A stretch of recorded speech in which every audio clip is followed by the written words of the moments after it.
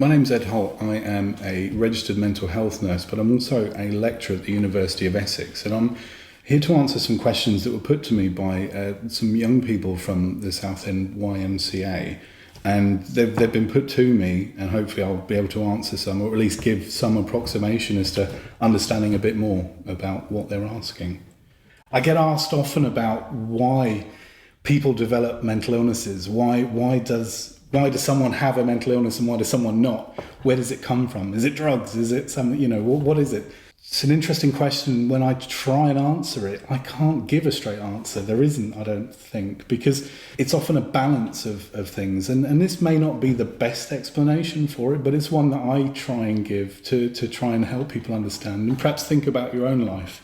But there's a particular model that we refer to, and it's the biopsychosocial model. It's not as complicated as it sounds, but it's the interplay of certain things in your life. There is a psychological aspect, your thoughts, the inner processing, your cognitions, what's going on in your mind. The biological side, which is you and your body and all those streams of information you get from your body, your heart rate, your pulse, and your blood pressure, all those sorts of things that you may not necessarily have control of, but also your ancestry, where the things you inherit from your family and from previous generations, but then the social side as well. Your family circumstances, where you live, the environment, your friends, school, or whatever it is that socialized part of your life. And it's the interplay of those three things, I think, that can contribute to your mental health and your well-being. So sort of trying to understand, what is it? Because you can be resilient in areas, but more vulnerable in others. You can be vulnerable perhaps socially,